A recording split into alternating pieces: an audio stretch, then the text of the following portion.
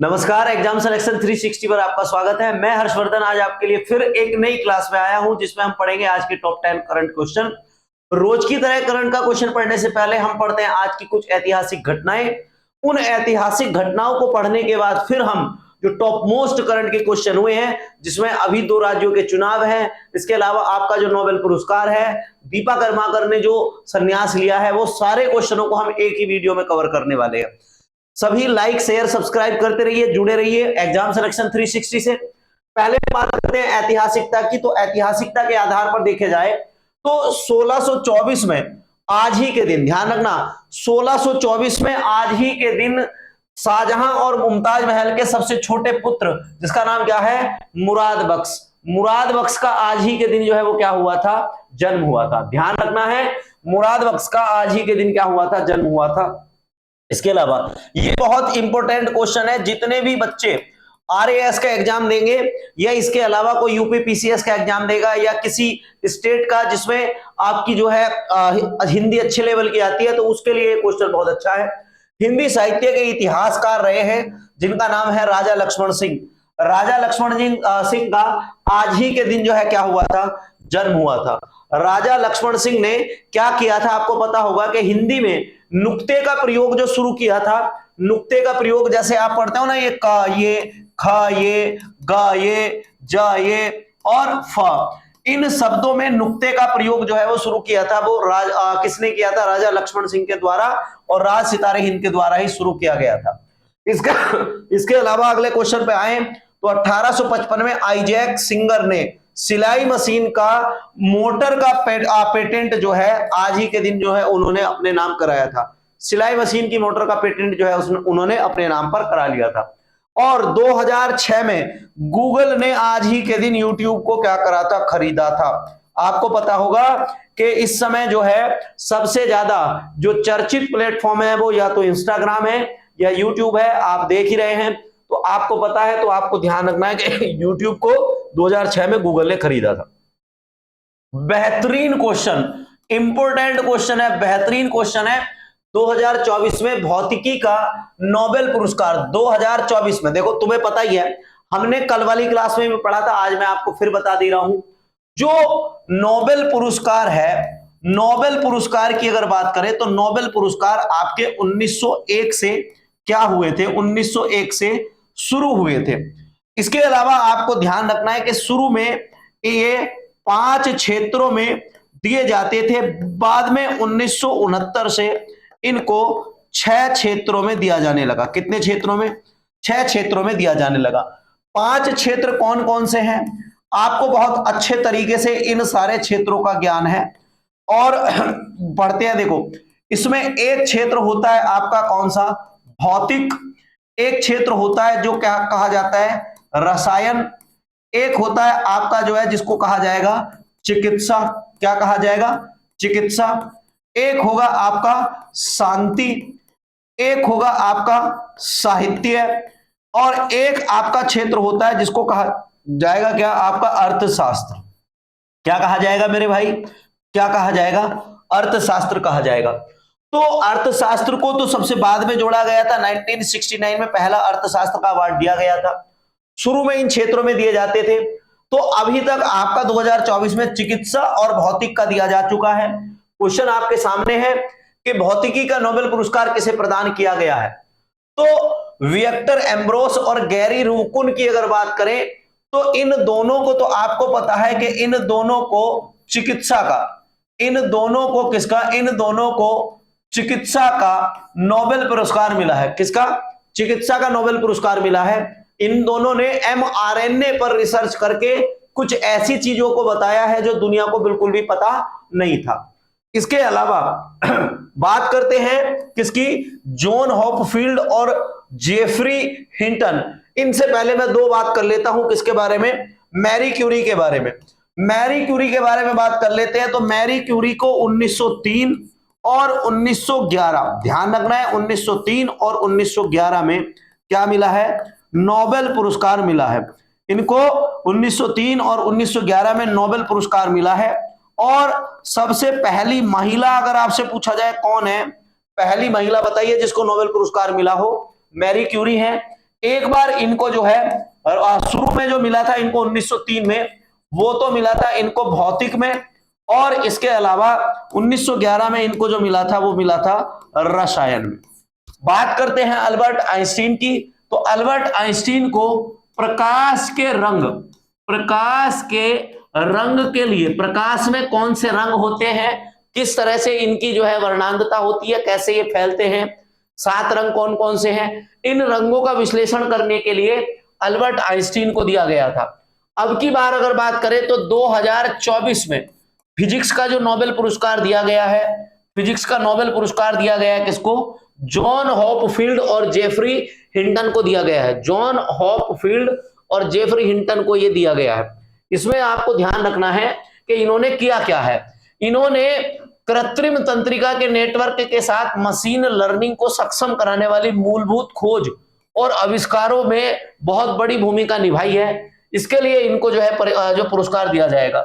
John Hopfield की अगर बात करें तो ये प्रिंसटन विश्वविद्यालय के प्रोफेसर हैं, और इन्होंने जो है सहचर्य स्मृति मॉडल बनाया है, जो छवियों, मतलब जैसे आपका कोई सिग्नल होता है उसकी छवि के पैटर्न को ये कॉपी करता है और उसको याद कर लेता है, और इनके पैटर्न को आगे चलकर जो बढ़ाया है वो बढ़ाया है किसने, जेफरी हिटन ने। किसने बढ़ाया है भाई, जेफरी हिटन ने बढ़ाया है। और जेफरी हिटन की बात करें तो कनाडा के टोरंटो विश्वविद्यालय के प्रोफेसर है, और हॉपरफील्ड के काम को इन्होंने आगे बढ़ाया है। और डेटा में जो पैटर्न होता है ना, उस पैटर्न को आगे किस तरीके से बढ़ाया जा सकता है उस पर इन्होंने क्या किया है, काम किया है। तो ध्यान रखने वाली बात यह है कि जो नोबेल पुरस्कार है, आपको पता चल गया कि नोबेल पुरस्कार 2024 वाले अभी तक जो है किस किस के मिल गए, आपके चिकित्सा और किसके मिल गए, और आपका भौतिक का मिल गया। इसके अलावा आपको ध्यान रखना है कि शांति का जो नोबेल पुरस्कार है, शांति का नोबेल पुरस्कार कहां दिया जाएगा, शांति का नोबेल पुरस्कार ओस्लो शहर में दिया जाता है। कहां दिया जाता है, ओस्लो शहर में दिया जाता है। आपको पता होगा ओस्लो जो है नार्वे की क्या है, ओस्लो नार्वे की राजधानी है। इसमें अगर आपसे पूछा जाए कितनी धनराशि दी जाती है तो आपको पता होगा, तो आप कह सकते हैं कि इसमें 11 lakh Norwegian krone, 11 lakh Norwegian krone जो है इसमें क्या दी जाएगी, धनराशि दी जाएगी। 11 लाख नॉर्वेजियन क्रोना इसमें धनराशि दी जाएगी। लगभग 7 करोड़ के आसपास ये धनराशि बनती है। ठीक है, लगभग 7 करोड़ के आसपास ये धनराशि बनती है। अगर आपसे पूछा जाए कि किसी भारतीय को कब मिला है ये, तो भारतीय की बात करें तो 1913 में सबसे पहले रविंद्रनाथ टैगोर को साहित्य के क्षेत्र में दिया गया था। कब दिया गया था, साहित्य के क्षेत्र में रविंद्रनाथ टैगोर को दिया गया था। उनकी एक रचना थी जिसका नाम था गीतांजलि। क्या नाम था, गीतांजलि। क्लियर है, अगले क्वेश्चन पर बढ़ते हैं। प्रसिद्ध भारतीय जिम्नास्टिक खिलाड़ी ने संन्यास की घोषणा की है। देखो भाई, अगर बात करें आपका, तो आपको दिखाई दे रहा होगा कि ये भारत की एक प्रसिद्ध जिम्नास्टिक खिलाड़ी हैं। इनका नाम अगर आपसे पूछा जाए तो पहले मैं आपको बता देता हूं, पीवी सिंधु की अगर बात करेंगे तो पीवी सिंधु जिम्नास्टिक नहीं है, ये आपकी क्या खेलती है, पीवी सिंधु आपकी बैडमिंटन खिलाड़ी हैं। कौन सा खेल खेलती हैं, बैडमिंटन खेल खेलती हैं। साइना नेहवाल की अगर बात करें तो साइना नेहवाल भी आपकी बैडमिंटन की खिलाड़ी हैं। मैरी कॉम की अगर बात करें तो मैरी कॉम आपकी जो है ये क्या है, बॉक्सिंग करती हैं। इसके अलावा इनको कई बार पूछा भी गया है, तो इनको सुपर मॉम कहा जाता है। क्या कहा जाता है, सुपर मॉम कहा जाता है। इसके अलावा आपको ध्यान रखना है, मैरी कॉम ने 8 बार विश्व मुक्केबाजी चैंपियनशिप को जीता है। विश्व मुक्केबाजी चैंपियनशिप को क्या किया है, चैंपियनशिप को जीता है। क्लियर है, विश्व मुक्केबाजी चैंपियनशिप को जीता है। आंसर जो बनेगा, इसका आंसर क्या बनेगा, दीपा कर्माकर। दीपा कर्माकर ने क्या कर दिया है, संन्यास की घोषणा कर दी है। दीपा कर्माकर ने क्या कर दिया, दीपा कर्माकर ने संन्यास की घोषणा कर दी है। आपको यह ध्यान रखना है, दीपा कर्माकर ने क्या किया, संन्यास की घोषणा। कई बार यह भी पूछा जा सकता है ये कौन से राज्य की हैं, तो आपको ध्यान रखना है कि कौन से राज्य की हैं, त्रिपुरा राज्य की है। कौन से राज्य की है दीपा कर्माकर? त्रिपुरा राज्य की है। इसके अलावा आपको बहुत काम की बातें हैं जो मैंने आपको बताई है। 2014 का जो ग्लासगो राष्ट्रमंडल खेल है, यहां पर इन्होंने कांस्य पदक जीता था। ध्यान रखना है, 2014 का जो ग्लासगो राष्ट्रमंडल खेल है, यहां पर इन्होंने क्या दिया था? कांस्य पदक जीता था। इसके अलावा ये जो है एक चाल होती है जिसका नाम होता है प्रोडुनोवा वोल्ट, एक चाल होती है दुनिया, इसमें आपको ध्यान रखना है कि दुनिया के लगभग 0.1% खिलाड़ी ही इस खेल को खेल पाते हैं। तो 0.1% खिलाड़ियों की श्रेणी में कौन रही है? वो आपकी रही है दीपा कर्माकर। इसके अलावा ध्यान रखना कि दीपा कर्माकर पिछली बार जो टोक्यो के ओलंपिक हुए थे, इन टोक्यो ओलंपिक में क्वालिफाई करने वाली, टोक्यो ओलंपिक में क्वालिफाई करने वाली भारत की पहली जिम्नास्ट थी। ठीक है, ओलंपिक में क्वालिफाई करने वाली भारत की पहली जिम्नास्ट अगर कोई बनी थी, आपसे पूछा जाए तो आप बता सकते हैं भारत की पहली जिम्नास्ट कौन बनी थी? भारत की पहली जिम्नास्ट दीपा कर्माकर बनी थी। मैंने आपको बता दिया है कौन से राज्य की है, त्रिपुरा राज्य की थी। अगले क्वेश्चन पर आते हैं। ये आपका पेपर में किसी ना किसी में फंसेगा। हरियाणा का जम्मू कश्मीर का जो चुनाव है, हरियाणा और जम्मू कश्मीर के चुनाव से मेरे भाई पेपर में क्वेश्चन आएगा। हरियाणा वाले अगर कोई बच्चे देख रहे हो या बिना हरियाणा के भी कोई बच्चे देख रहे हो, एक भी चीज मैं इससे छोड़ने वाला नहीं हूं। बस जुड़े रहें, लाइक शेयर सब्सक्राइब करते रहें। एग्जाम सिलेक्शन जो है आपकी जो सरकारी नौकरी है, ज्वाइनिंग तक आपके साथ खड़ा रहेगा। ठीक है, अब बात करते हैं कि हरियाणा राज्य में किस पार्टी की सरकार बनी है। ये देखकर तुम्हें पता चल ही गया होगा कि किस पार्टी की सरकार बनी है। तो पार्टी की अगर बात करें तो आपकी एक पार्टी है जिसका नाम क्या है? BJP, Bharatiya Janata party. Bharatiya Janata party ने यहां पर साहब झंडा गाड़ दिया है और यहां जो है बहुमत जो है किसको मिला है? यहां पर बहुमत जो है बीजेपी को मिला है। बात करते हैं इसके बारे में। हरियाणा राज्य की अगर आपसे पूछी जाए, हरियाणा राज्य की स्थापना कब हुई? 1 नवंबर 1966 में। 1 नवंबर 1966 में पंजाब, हरियाणा और चंडीगढ़ राज्य की स्थापना हुई। हरियाणा राज्य की अगर आपसे पूछा जाए कि इसकी सर राजधानी क्या होती है, इसकी राजधानी आप बता सकते हैं कि इसकी राजधानी चंडीगढ़ है। क्या है इसकी राजधानी? चंडीगढ़ है। हरियाणा का राजकीय पशु अगर आपसे पूछा जाए तो हरियाणा का राजकीय पशु जो है वो क्या है? आपका काला हिरन है। कौन है? काला हिरन है। राजकीय पक्षी पूछा जा सकता है तो आप बता सकते हैं कि हरियाणा का राजकीय पक्षी काला तीतर है। राजकीय वृक्ष की अगर बात करें तो राजकीय वृक्ष जो है इसका क्या है? पीपल का पेड़। कौन सा पेड़? पीपल का पेड़ जो है इसका क्या है? राजकीय वृक्ष है। राजकीय पुष्प की अगर बात करें तो राजकीय पुष्प इसका क्या है? कमल है। राजकीय पुष्प इसका कमल है। राजकीय खेल की अगर बात करें तो इसका राजकीय खेल कबड्डी है। और इसके अलावा राजकीय नृत्य की अगर बात करें तो राजकीय नृत्य जो है हरियाणवी लोक नृत्य इसका राजकीय नृत्य है। राज्यपाल की अगर बात करें तो राज्यपाल इसके बंडारू दत्तात्रेय है। कौन है? बंडारू दत्तात्रेय इसके राज्यपाल है। लोकसभा सीटों की अगर बात करें तो 10 लोकसभा सीटें यहां पर हैं। कितनी लोकसभा सीटें हैं राजस्थान में? तो ध्यान रखनी है, राजस्थान में 10 लोकसभा सीटें हैं। इसके अलावा आपको ध्यान रखना है तो इसमें विधानसभा सीटें ध्यान रखनी है। विधानसभा सीटें इसमें कितनी है? 90। राज्यसभा सीटों की अगर बात करें तो राज्यसभा सीटें इसमें 5 है। कितनी राज्यसभा सीटें हैं? राज्यसभा सीट इसमें 5 है। 2 बार लिखा हुआ है इसमें। राज्यसभा सीट जो है वो कितनी है? 5। इसके अलावा 2024 का जो चुनाव आया है, जो आपका रिजल्ट जो है वो आपका जो कल रिजल्ट आया है, उस रिजल्ट में 48 सीटें तो आपकी मिली है किसको? बीजेपी को। और 37 सीटें जो मिली है वो किसको मिली है? कांग्रेस को। और छोटे मोटे दल जो हैं उनको मिली है कितनी? 5 सीटें।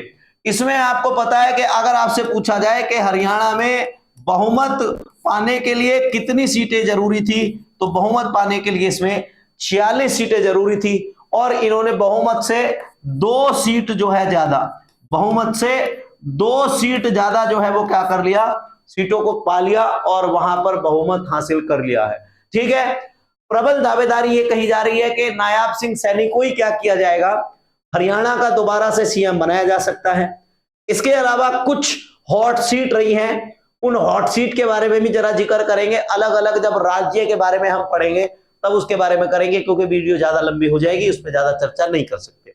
अगले क्वेश्चन पर आते हैं। अगला एक चुनाव और हुआ है जम्मू कश्मीर में। कहां हुआ है मेरे भाई? चुनाव हुआ है जम्मू कश्मीर में। जम्मू कश्मीर में किस पार्टी ने विधानसभा चुनाव में जीत हासिल की है? तो चिन्ह देखकर आपको पता चल ही गया होगा कि नेशनल कांग्रेस पार्टी के द्वारा, कांग्रेस पार्टी के द्वारा क्या किया गया है, यहां पर चुनाव जीत दिया गया। कांग्रेस पार्टी के द्वारा यहां पर चुनाव जीत दिया गया है। जम्मू कश्मीर के बारे में आपको ध्यान रखना है। तो जम्मू कश्मीर 26 अक्टूबर 1947 को यहां के एक राजा थे, राजा का नाम था हरि सिंह। हरि सिंह के विलय पत्र पर हस्ताक्षर करने के बाद जम्मू कश्मीर भारत में शामिल हो गया था। कब? 26 अक्टूबर 1947 को। इसके अलावा केंद्र शासित प्रदेश इसको 5 अगस्त 2019 में आर्टिकल 370 को जब आच्छादित किया गया था, तो इसमें क्या किया गया था? 5 अक्टूबर में, आपको ध्यान होगा, तो इसमें 5 अगस्त में, आपको बता रहा हूं मैं, 5 अगस्त में क्या किया गया था? लद्दाख को अलग राज्य बना दिया गया था और जम्मू और कश्मीर को अलग राज्य बना दिया गया था। इसको जो है क्या किया गया था? यूटीएस बनाया था। इसको जो है क्या बनाया था? इसको भी यूटीएस बनाया था। जम्मू और कश्मीर में आपको ध्यान रखना है, तो जम्मू में जितने भी वोट मिले हैं वो सारे बीजेपी को मिले हैं।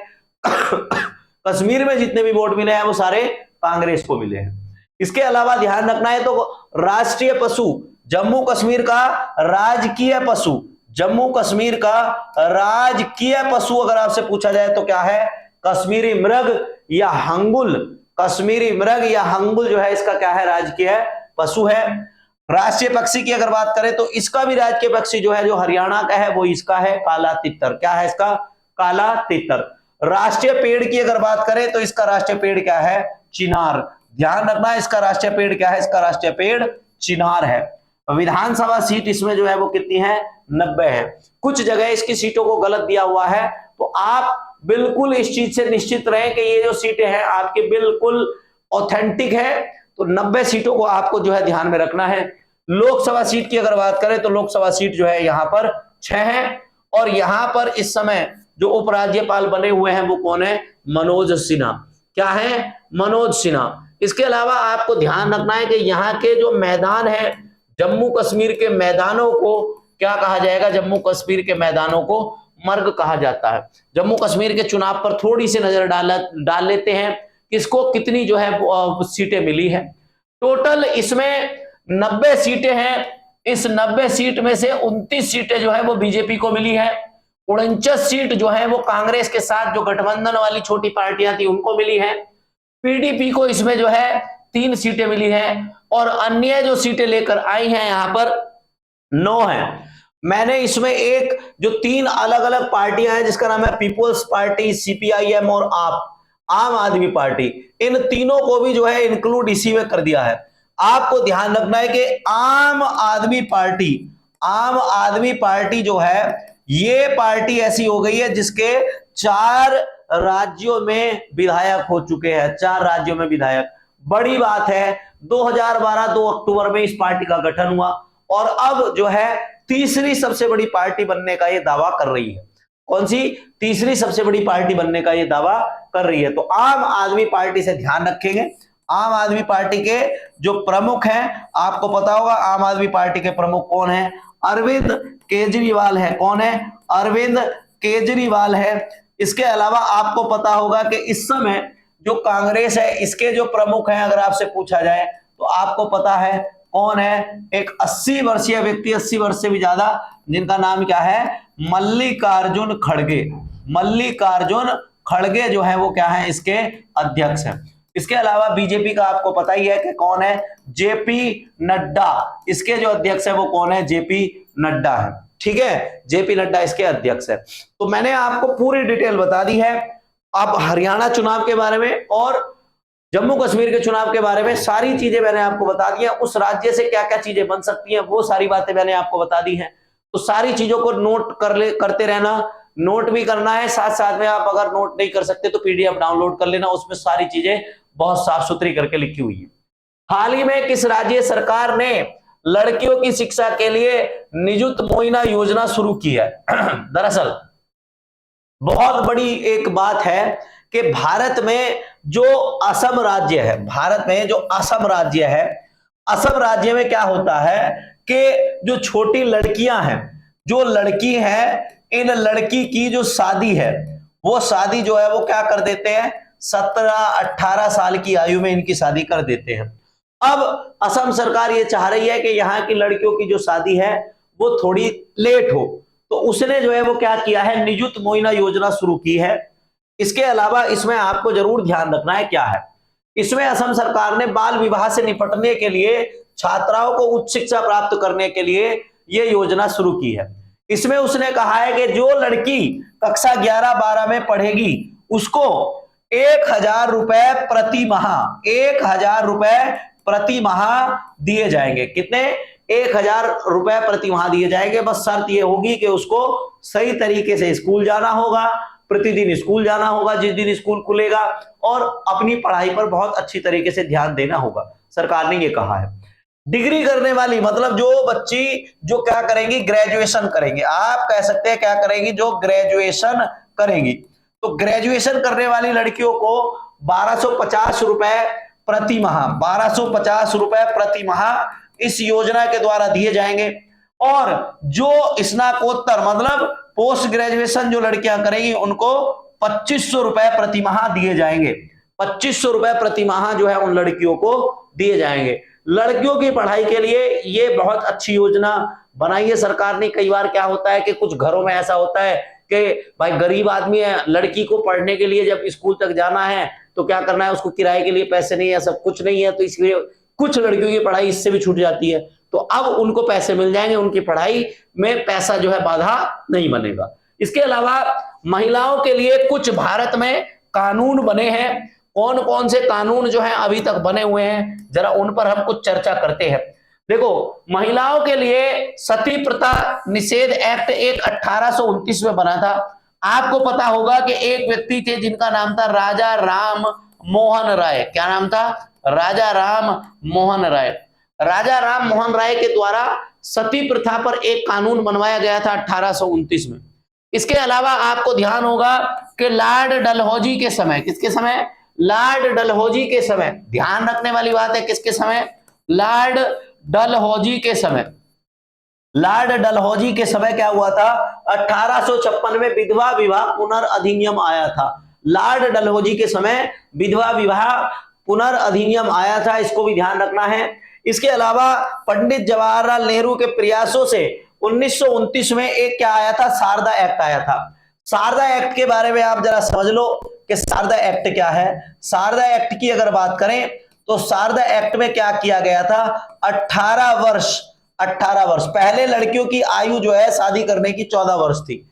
लड़कियों की आयु को 14 वर्ष से बढ़ाकर 18 वर्ष विवाह आयु कर दी गई थी। विवाह आयु जो है वो क्या कर दी गई थी? विवाह की जो आयु है वो कितनी कर दी गई थी? 18 वर्ष। और लड़के की जो है वो कितनी कर दी गई थी? 21 वर्ष कर दी गई थी। इसके अलावा आपको ध्यान होगा कि अभी हिमाचल प्रदेश ने, किसने? हिमाचल प्रदेश ने एक बिल पास किया है अपने राज्य में, और वहां पर लड़कियों की शादी कितनी? 21 साल में करने की जो है उन्होंने उम्र बना दी है कि हिमाचल प्रदेश में 21 साल में क्या होगा? लड़कियों की शादी होगी। ठीक है। इसके अलावा हिंदू विवाह अधिनियम 1955 क्या था? इसमें यह था कि हिंदू जो व्यक्ति है वो क्या करेगा? किसी हिंदू महिला से ही क्या कर सकता है? विवाह कर सकता है। ये आपका क्या था? एक अधिनियम ये भी था। अगले क्वेश्चन पर आते हैं। अगला क्वेश्चन क्या है आपका? ISSF जूनियर विश्व चैंपियनशिप 2024 का अपना दूसरा स्वर्ण पदक किसने जीता है? देखो भाई, आपको पता होगा मनु भाकर के बारे में। तो ये क्या है? एक शूटर है। इन्होंने 2024 के पेरिस ओलंपिक में, कौन से ओलंपिक में? 2024 के पेरिस ओलंपिक में इन्होंने जो है 2 पदक जीते हैं। कितने पदक? 2 पदक जीते हैं। एक पदक की अगर बात करें तो इन्होंने 10 मीटर एयर राइफल में जीता है, और एक पदक इन्होंने जो है वो क्या था? युगल वर्ग में जीता था, 10 मीटर में। युगल वर्ग में सरबजोत सिंह के साथ जो है इन्होंने जीता था। तो मनु भाकर ने इस वाली प्रतियोगिता में भाग नहीं लिया था। इसके अलावा आपको और क्या ध्यान रखना है, शीतल देवी के बारे में बात करें तो शीतल देवी आपको ध्यान होगा बिना हाथ वाली जो है दुनिया की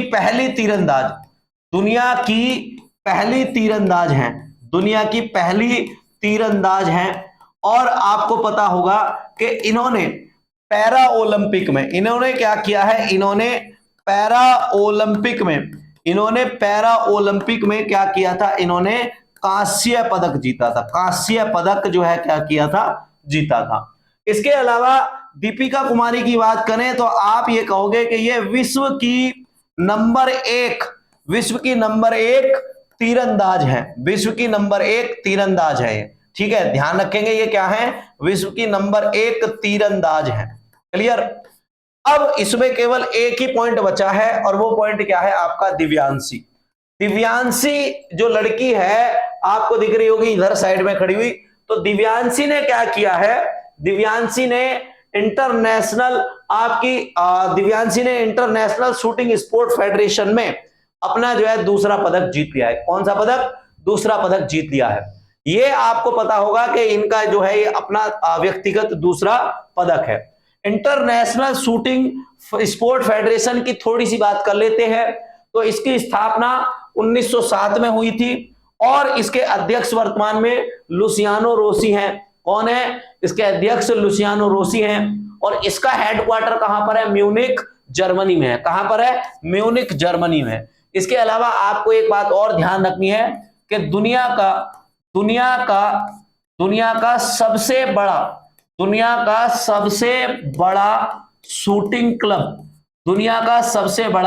शूटिंग क्लब की अगर बात करें तो दुनिया का सबसे बड़ा शूटिंग क्लब अगर आपसे पूछा जाए कौन सा है, तो आप कह सकते हैं कहां पर है, रूस में है। दुनिया का सबसे बड़ा शूटिंग क्लब कहां पर है, रूस में है। क्लियर है, तो आपको ये क्वेश्चन समझ में आ गया होगा। अब क्वेश्चन क्या है, क्वेश्चन ये दे रखा है कि विश्व डाक दिवस कब मनाया जाता है। विश्व डाक दिवस कब मनाया जाता है, जरा विश्व डाक दिवस के बारे में देखते हैं, कब मनाया जाएगा, कौन सी तारीख में कौन सा दिवस है। इसमें सबसे पहले देखते हैं 1 अक्टूबर। 1 अक्टूबर की बात करें तो 1 अक्टूबर में मनाया जाता है विश्व कॉफी दिवस। कौन सा दिवस मनाया जाता है, विश्व कॉफी दिवस जो है वो 1 अक्टूबर को मनाया जाएगा। इसके अलावा 15 अक्टूबर की अगर बात करें तो 15 अक्टूबर को मनाया जाता है विश्व विद्यार्थी दिवस। कौन सा दिवस, विश्व विद्यार्थी दिवस मनाया जाता है 15 अक्टूबर को। अगर बात करें 8 अक्टूबर की तो 8 अक्टूबर में आपको पता है 8 अक्टूबर में मनाया जाता है वायुसेना दिवस। कौन सा दिवस मनाया जाता है, वायुसेना दिवस मनाया जाता है 8 अक्टूबर में। और 9 अक्टूबर में आपका जो मनाया जाता है वो मनाया जाता है क्या, विश्व डाक दिवस। विश्व डाक दिवस जो है, विश्व डाक दिवस आपका 9 अक्टूबर में मनाया जाएगा। कब मनाया जाएगा, 9 अक्टूबर में आपका विश्व डाक दिवस मनाया जाएगा। क्लियर है, विश्व डाक दिवस। अब बात करते हैं विश्व डाक दिवस से कुछ क्वेश्चनों की। देखो, विश्व डाक के मामले में सबसे पहले यूनिवर्सल पोस्टल यूनियन बनी थी और यूनिवर्सल पोस्टल यूनियन की स्थापना हुई थी 1874 में। कब हुई थी, 1874 में। दुनिया का सबसे बड़ा यूनियन है ये, आपको ध्यान रखना है कि दुनिया का सबसे बड़ा, दुनिया का ये क्या है, दुनिया का सबसे बड़ा क्या है, यूनियन है। इसके अलावा भारत में भी कुछ काम हुए हैं। तो भारत में पहली डाक, अगर भारत में पहली डाक की बात करें तो यहां पर भारत में पहली डाक जो है वो वारेन हेस्टिंग के समय जो है क्या हुई थी, शुरू हुई थी। और उसने 1774 में एक महाडाकपाल पद बनाया था और ये पद उसने कहां पर, बंगाल में बनाया था। कहां पर बनाया था उसने, बंगाल में बनाया था। भारतीय डाकघर अधिनियम कब बना, तो भारतीय डाकघर अधिनियम अगर आपसे पूछा जाए तो 1854 में लॉर्ड डलहौजी के समय। किसके समय, लॉर्ड डलहौजी ने क्या बनाया था, लॉर्ड डलहौजी ने भारतीय डाकघर अधिनियम बनाया था। इसके अलावा आपको ध्यान रखना है, तो आप ये ध्यान रखना कि दुनिया में दुनिया में सबसे ज्यादा डाकघर वाला देश अगर पूछा जाए कि दुनिया में सबसे ज्यादा डाकघर वाला देश, तो आंसर आ जाएगा दुनिया में सबसे ज्यादा डाकघर वाला देश जो है वो कौन है? भारत है। कौन है भाई? भारत है। इसके अलावा और कुछ बात करते हैं तो प्रधानमंत्री के द्वारा 2018 में एक बैंक की स्थापना की गई थी जिसका नाम था इंडियन पोस्ट पेमेंट बैंक। उसके बारे में भी आप समझ लेना। इसका नाम क्या है? इसका नाम है Indian post payment bank.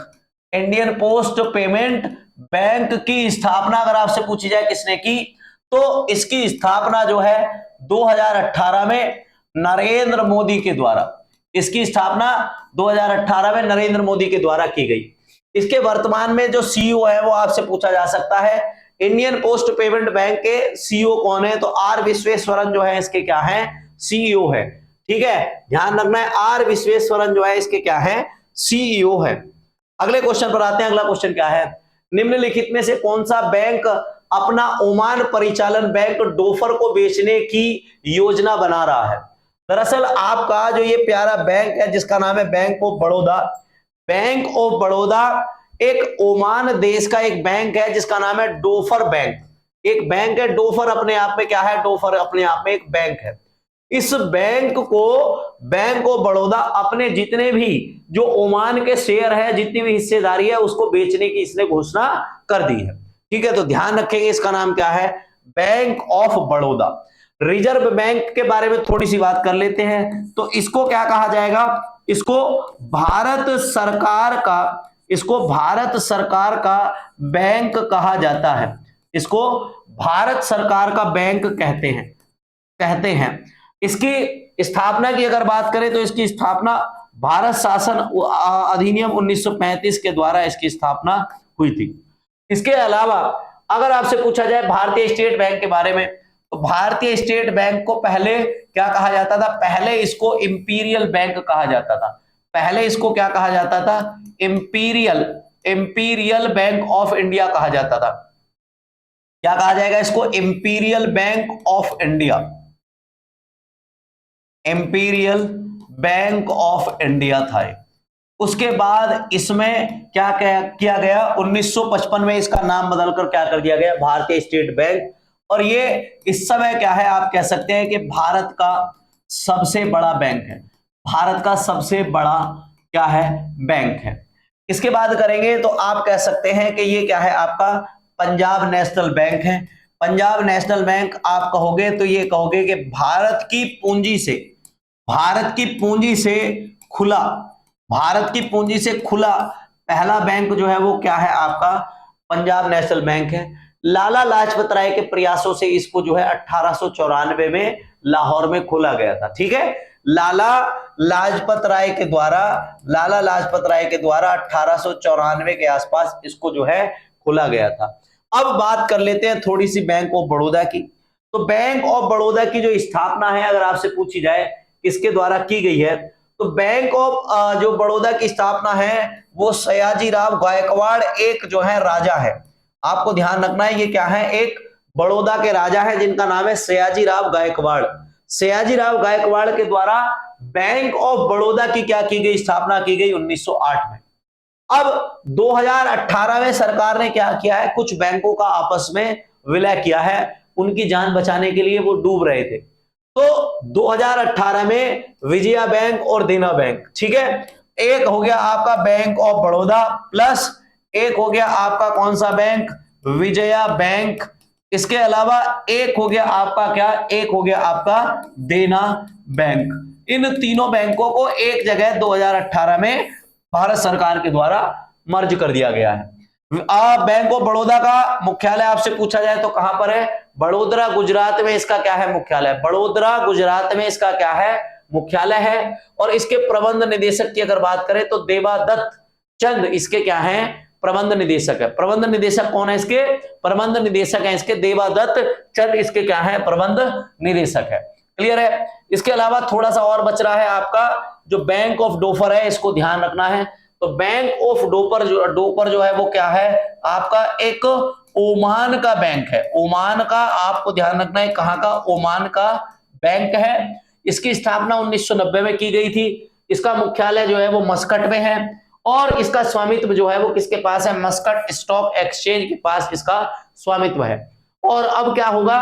Bank of Baroda के जितने भी शेयर होंगे वो सारे के सारे किसके पास चले जाएंगे? सारे के सारे वो चले जाएंगे किसके पास? वो चले जाएंगे आपके बैंक ऑफ डोफर के पास। सेकंड लास्ट क्वेश्चन है, बहुत ही बढ़िया सा क्वेश्चन है।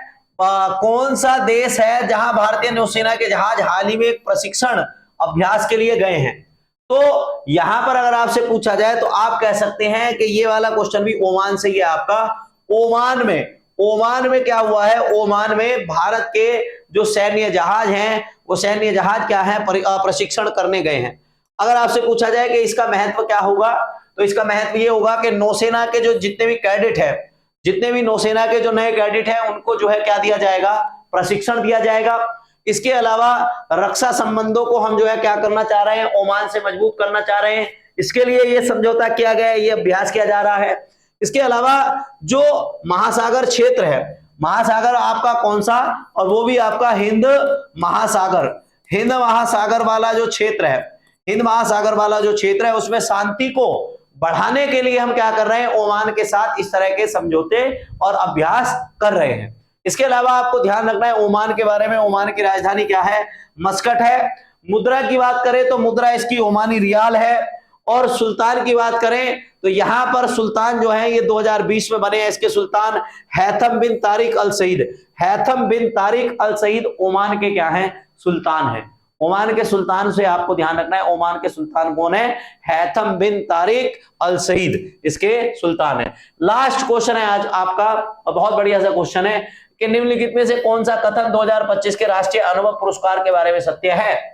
तो राष्ट्रीय अनुभव पुरस्कार जो है ये क्या है कि इस पुरस्कार का उद्देश्य जो है वो सेवानिवृत्त सरकारी अधिकारियों के अनुभवों को क्या करना? संरक्षित करने के लिए ये वाला पुरस्कार शुरू किया गया है। कई बार क्या होता है कि अभी तुमने सुना भी होगा कि भारत में दो तरह की योजनाएं चल रही हैं। एक पक्ष तो ये कहता है कि आपका जो ओपीएस है उसको लागू करो। सरकार कह रही है कि आपकी यूपीएस हम लागू कर रहे हैं। सरकार ने एक नई स्कीम शुरू की है ना, यूपीएस। ठीक है, तो यूपीएस और ओपीएस में क्या क्या फर्क है और इनके क्या एक्सपीरियंस हो सकते हैं, उस सब के लिए क्या किया गया है? इस पुरस्कार को शुरू किया गया है। इसमें ध्यान रखने वाली बात यह है कि यह पुरस्कार आपका कुल मिलाकर 15 श्रेणियों में दिया जाएगा। इस पुरस्कार में 10,000 रुपए की धनराशि दी जाएगी। 10,000 रुपए की धनराशि, और इसमें जो है एक प्रमाण पत्र और एक जो है इसमें क्या दिया जाएगा? एक इसमें पदक दिया जाएगा। इस तरीके से जो है क्या किया जाएगा? इस पुरस्कार को जो है जितने भी जो रिटायर्ड सैनिक हैं या अधिकारी हैं उनको ये दिया जाएगा। ठीक है, अब जल्दी से ही क्या करने वाले हैं? जल्दी से ही अब हम सारी चीजों को कवर करेंगे। रोज आपकी जो है लाइव क्लास चली रही है, तो एग्जाम सिलेक्शन 360 से आप जो है लगातार जुड़े रहिए। साथ ही में आपको मैं एक और चीज बता दूं कि अभी हम एक दो स्टैटिक जो करंट की वीडियो है वो भी लेकर आएंगे। तो आज के लिए हम अभी इतना ही पढ़ते हैं, फिर एक नई वीडियो के साथ, नई ऊर्जा के साथ मिलते हैं कल। ठीक है, आज के लिए इतना ही। धन्यवाद। जुड़े रहिए एग्जाम सिलेक्शन 360 से। लाइक, शेयर और सब्सक्राइब कर दीजिए।